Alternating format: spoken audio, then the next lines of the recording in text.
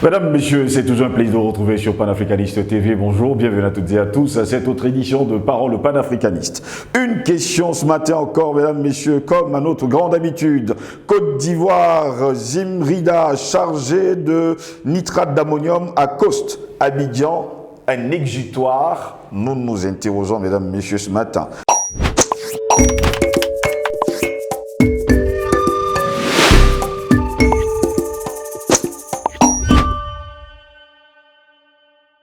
Côte d'Ivoire, Zimrida, chargé de nitrate d'ammonium, accoste Abidjan, un exutoire. Nous nous interrogeons. Le navire chargé de près de 20 000 tonnes de nitrate d'ammonium battant pavillon de la Barbade a accosté ce mardi 7 janvier de l'an de grâce 2025 au port autonome d'Abidjan. Il faut le rappeler lors d'une visite organisée par les autorités portuaires. Oublie-t-on finalement que ce produit est dangereux? Nous nous interrogeons. Sur les 20 000 tonnes de nitrate d'ammonium, près de 7 600 tonnes sont destinées à un opérateur minier en Côte d'Ivoire. D'autres opérateurs sont des Angolais et des Tanzaniens. Ont d'ailleurs indiqué, on va le dire comme ça, Yen Yakoubassié, commençons par lui, qui est le directeur général du port d'Abidjan. Pendant la visite, il faut dire quand même que les journalistes ont pu voir des cales du navire où la marchandise est actuellement stockée dans des sacs blancs. Et pour eux, il n'y a pas du tout de sécurité. Quand on sait pertinemment qu'à la moindre secousse, à côté d'un produit combustible, tout de suite, eh bien, le nitrate d'ammonium devient explosif. Ce fut également l'occasion pour les autorités portuaires de clarifier les choses. Ils disent, je cite, « Aucun navire ne peut accéder au port d'Abidjan et dans les ports ivoiriens sans un contrôle de la DGCAM. Donc si le Zimrida est dans le port, sachez qu'il n'est pas sur une liste noire, a assuré le directeur du port d'Abidjan. » Pour qui parle-t-il? Au nom de qui parle-t-il? Qu'est-ce qui se cache d'ailleurs derrière? Quant au soupçon d'avarie, Yen Yakoubassié a expliqué qu'il portait en réalité sur un autre bateau, le Ruby, un navire russe qui avait initialement transporté cette marchandise. Pourquoi accuser un autre navire, surtout un navire russe, et ne pas parler de ce navire qui a accosté, je précise, hier mardi, au port d'Abidjan, avec plus de 20 000 tonnes de nitrate d'ammonium. En raison des sanctions européennes contre les navires russes, le Ruby n'a pas pu entrer dans un port européen, mais a été accueilli dans un port anglais qui n'est pas dans l'Union européenne. Dans ce port, le Ruby a accosté et comme il était en panne, le propriétaire de la marchandise a demandé à transférer sa cargaison sur un autre navire, le Zimrida, qui est arrivé à Abidjan sain et sauf. On va de contradiction en contradiction avec les autorités portuaires du côté d'Abidjan. On accuse d'abord un navire russe et on revient nous raconter une histoire comme quoi, eh bien, la marchandise de ce navire se retrouve à l'intérieur du Zimrida qui a accosté à Abidjan. De même, le directeur général du port d'Abidjan a assuré que le navire Zimrida bénéficiera d'une veille sécuritaire 24 heures sur 24 de son arrivée à son départ et le déchargement de la marchandise devrait prendre une bonne semaine. Ce sont ses propos, pas les miens. Pour finir, Hiemsié a rappelé que le port d'Abidjan, depuis des années, reçoit régulièrement du nitrate d'ammonium pour l'émergence des industries locales. Pourquoi donc, jusqu'à aujourd'hui, on parle tellement de ce navire si jamais, eh bien, au port d'Abidjan, accostaient souvent des navires remplis du nitrate d'ammonium? Pourquoi cette fois-ci on en parle tellement alors? Qu'est-ce qui se cache derrière? Par exemple, ils nous disent qu'en 2024, eh bien, le port d'Abidjan a reçu une trentaine de navires qui sont passés par le port d'Abidjan pour un volume global de plus de 40 000 tonnes. Mais rappelons quand même à ce directeur général du port d'Abidjan qu'un seul navire aujourd'hui a à son bord plus de 20 000 tonnes de nitrate d'ammonium. En tout cas, nous nous interrogeons. Côte d'Ivoire, Zimrida chargé de nitrate d'ammonium, accoste Abidjan, un exutoire, nous nous interrogeons. Pour répondre à nos questions, nous sommes avec Patient Parfum d'Homme ce matin. C'est un homme politique de l'UPC, l'Union des populations du Cameroun, créée le 10 avril 1948, ici même à Douala-Nogbati, avec 12 jeunes gens qu'on a surnommés les 12 disciples. Patient Parfum d'Homme, bonjour, bienvenue à vous. Bonjour Steve Josselingos, bonjour à nos techniciens, bonjour à toute la grande galaxie panafricaine. Merci une fois de plus pour cette invitation. Très heureux de vous avoir, Patient Parfum d'Homme. Du nitrate d'ammonium dans un navire, le Zimrida. 20 000 tonnes en tout, qui a accosté mardi 7 janvier de l'an de grâce 2025. On en parle tellement. Pour les journalistes, il y a quelque chose qui ne va pas. D'abord, je remercie les journalistes ivoiriens qui commencent à se réveiller. Parce que je vous assure, Steve Josselingos, les ports africains sont des lieux, des trafics dont vous ne pouvez même pas soupçonner. Insoupçonnable par le commun des citoyens. Oui. Les ports africains sont devenus des espèces de trous noirs pour la mafia mondiale. Et malheureusement, ces ports africains sont tellement dépourvus d'instruments de sécurité, non seulement pour ses propres ports, mais surtout pour la population environnante, au point où chaque fois qu'il y a enfin la possibilité d'avoir une éclaircie sur un trafic aussi obscur, aussi important comme celui de ce fameux bateau chargé de nitrate d'ammonium, on ne peut que se féliciter de savoir qu'enfin les lignes bougent, qu'il y a des gens qui n'acceptent plus n'importe quoi, qu'il y a des silences que certains ne peuvent plus se permettre. Ils sont donc obligés de temps en temps de lâcher quelques infos pour que vous, les journalistes et d'autres gens qui s'occupent de ces questions dans la société civile, essayent de, ne serait-ce que jeter un coup d'œil pour dire à ces trafiquants que de toute façon, nous sommes là prêts et nous avons l'information et nous allons la divulguer. Mais, une fois de plus, Steve Josselingos, ce n'est pas suffisant. Ce n'est pas suffisant tant qu'on aura à la tête de nos États de véritables flibustiers de nos souverainetés qui se foutent pas mal des conséquences que cela peut produire et engendrer au sein de notre environnement et au sein de nos sociétés, mais qui ne pensent que ce qu'ils peuvent encaisser comme sous dans leur poche, ce sont des espèces d'adorateurs de veaux d'or qui se fichent pas mal de la question de la valeur de la vie. La Côte d'Ivoire, une fois de plus, c'est des mauvais souvenirs. Vous vous souvenez de ce bateau qui est venu décharger des produits extrêmement toxiques, d'autre part même des déchets, n'est-ce pas, radioactifs, au niveau de la Côte d'Ivoire, avec les conséquences que cela a produit. À l'époque, on avait tenté de faire endosser ces responsabilités sur le dos du président Laurent Gbagbo, alors que le pauvre, les enquêtes l'ont démontré, n'était même pas au courant d'un trafic pareil. Donc il faut faire très attention avec ceux qui gèrent la Côte d'Ivoire, qui est devenue plus ou moins une plaque tournante de tous les trafics les plus illicites. Ils ont même un peu décoiffé la Guinée-Bissau, même pour le trafic de cocaïne, c'est pour vous dire. Monsieur Ahmed Bakayoko, c'est sûr aujourd'hui, ce n'est plus de Polichinelle, était le parrain, n'est-ce pas, de cette affaire-là, avec les conséquences que nous connaissons.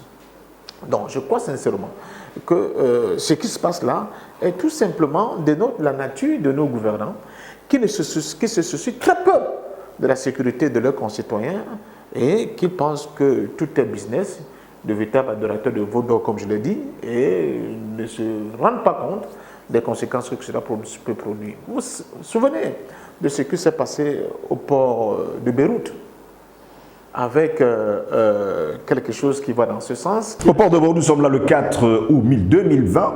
C'est un hangar du port de Beyrouth qui a explosé, rempli de nitrate d'ammonium. Nitrate d'ammonium, j'en venais, mais pas seulement hangar, c'était des silos bourrés de nitrate d'ammonium. Jusqu'au jour d'aujourd'hui, on est incapable de nous dire comment ces produits extrêmement dangereux, explosifs, on peut être contenu, stocké à cet endroit pendant des années. pendant des années sans que les autorités ni portuaires, ni la sécurité maritime, ni la sécurité tout court du Liban ne puissent s'enquérir de ce que c'était. Et vous avez vu les conséquences. On avait eu l'impression que c'est une bombe atomique qu'on avait lancée sur Beyrouth. Donc pour Abidjan, donc, qui est encore plus densément peuplé que Beyrouth, imaginons un seul instant que quelque chose de la même nature puisse se produire à Abidjan. Je peux vous dire que ça va être une catastrophe majeure. D'autant plus qu'on nous dit, patient parfum d'homme, que 7200 tonnes vont sortir de ce navire pour être stockées à Abidjan, pour un particulier. Mais c'est ce que je vous dis. Les explications nous sont données. On dit que non, c'est dans le cadre, n'est-ce pas, de certaines opérations, n'est-ce pas, sur le plan économique, l'exploitation de ceci, de cela, des minerais. Bon, il y a les engrais et tout ça. Mais on ne nous dit pas quelles sont les mesures, quelles sont les dispositions qui sont prises par la Côte d'Ivoire et les services de la sécurité du port d'Abidjan pour sécuriser tout cela et nous éviter, n'est-ce pas, ces drames comme le drame qu'ont vécu les populations de Beyrouth. Ce n'est pas le seul drame. Il faut préciser par ailleurs pour nos téléspectateurs, on va se rappeler également de l'entrepôt dans le port de Tianjin. Nous sommes en 2015, c'est en Chine, encore une autre explosion. Et on ne va pas également oublier, pas seulement d'explosion, mais de la pollution de l'air pendant plus de 3 ans. Insistons d'ailleurs avec les accidents, patient parfum d'homme, si vous me permettez, de l'usine d'ammoniac West Fertilizer près de Waco, au Texas. Nous sommes en avril 2013. Là encore, c'est une autre explosion de l'usine AZF de Toulouse, le 21 septembre 2001. J'en passe. Mais vous avez oublié, même en aide, la catastrophe de Bhopal qui va dans le même sens. Jusqu'au jour d'aujourd'hui, les enfants continuent de naître avec des malformations. Je ne parle pas du nombre de morts. Donc, nous sommes là dans ce que j'appelle le trafic de l'économie et du commerce mondial. Ils ont trouvé au niveau des côtes africaines et de nos ports des espaces, des véritables paradis où tous ces mafias et tous ces arrangements et tous ces combines peuvent se faire. Nonobstant la sécurité, c'est-à-dire que se foutant pas mal de la sécurité des pauvres Africains que nous sommes. Ça encore, ce sont des explosions qui peuvent créer des morts sur le coup, mais les déchets toxiques de toute nature qui sont enfouis dans le sol africain. Qu'en savons-nous? Une société comme Shell, avec tout ce que Shell fait au niveau des terres du Niger, avec le pétrole qui souille complètement les terres cultivables des Ogoni et d'autres populations nigériennes, avec des conséquences où certains espaces sont complètement devenus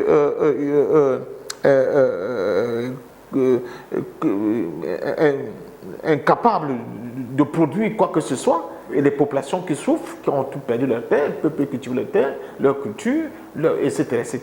C'est vous dire, de ceux qui continuent de parler de l'Afrique sans les Africains, ce sont des petites coris de la grande chaîne de cette expression, de cette volonté d'Afrique contre les Africains qui se mettent de bout en bout et qui un jour, nous serons peut-être étonnés de constater que nous sommes véritablement dans un continent qui est complètement encerclé par des grenades prêtes à exploser à tout moment. Donc je crois que M. Alassane Dramane Ouattara, son régime et les autorités portuaires d'Abidjan doivent rendre compte.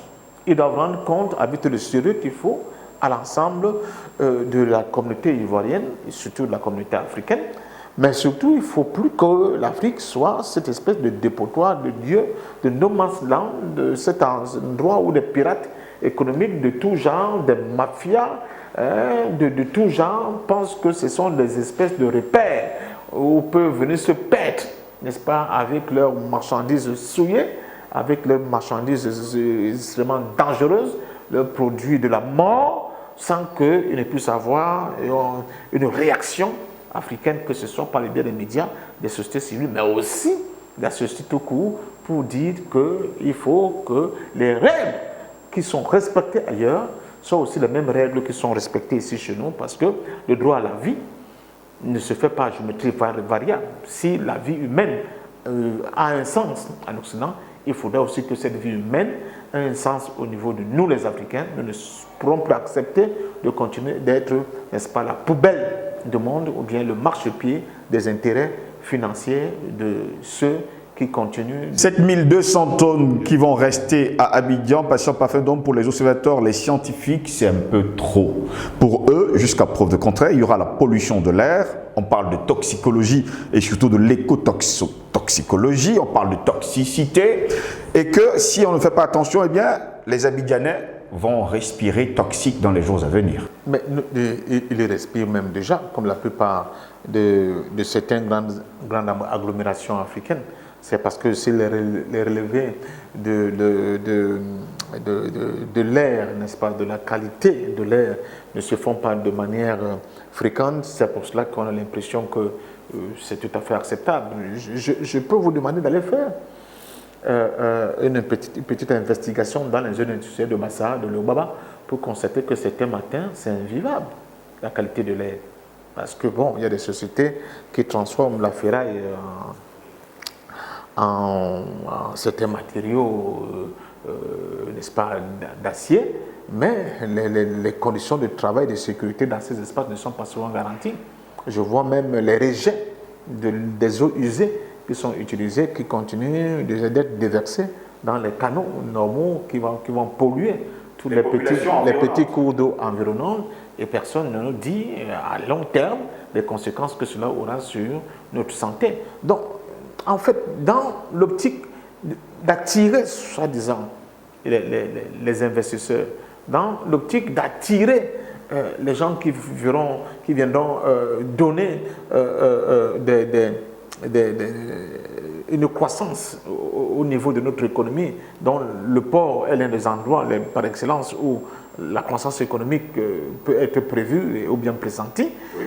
On oublie quand même qu'il y a des conditions de sécurité pour les populations qu'il faut absolument mettre en avant, parce que sans ces conditions de sécurité, nous, une fois de plus, nous serons le dépotoir du monde, nous serons cette espèce de poubelle des industries occidentales, mais aussi des lieux où on parque tous les produits qui sont volatiles et qui peuvent créer des situations de drame pour nos peuples à tout moment. Merci à vous, patient parfait, nous l'avoir été des nôtres. C'est moi qui vous dis merci, une fois de plus. Vous savez, un sujet comme celui-là, il peut paraître un sujet technique, mais il n'est pas technique, il va de la vie des gens au quotidien. Il faut tout simplement qu'on ne mystifie pas, n'est-ce pas, ces choses-là, et que les ports africains aient l'obligation d'avoir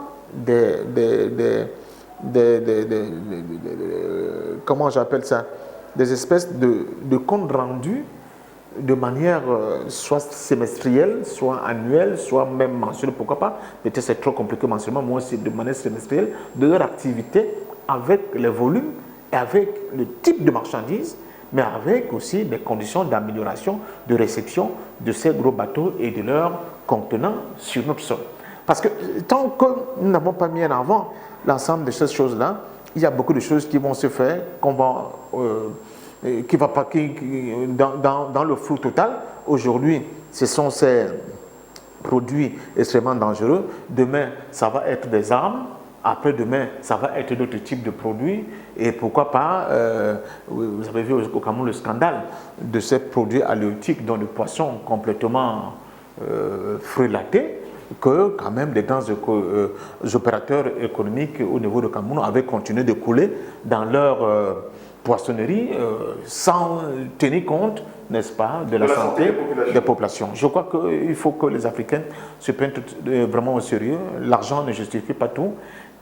Les adorateurs de veau d'or, ils savent comment ils ont été punis dans la Bible, vraiment qu'ils fassent un peu un effort de ne pas continuer à se comporter de manière aussi irresponsable. Dans tous les cas, c'est un sujet qui nous intéresse au plus haut point. Nous allons toujours garder un regard bien ouvert, on va le dire comme ça, un œil bien ouvert, du côté d'Abidjan où se déroule actuellement cette opération. On espère tout simplement que, comme on l'a dit du côté d'Abidjan, que le directeur prendra toutes les mesures sécuritaires pour les populations environnantes d'Abidjan. Mesdames, Messieurs, merci de nous avoir suivis. Au plaisir de vous retrouver très prochainement. Bonne journée à toutes et à tous.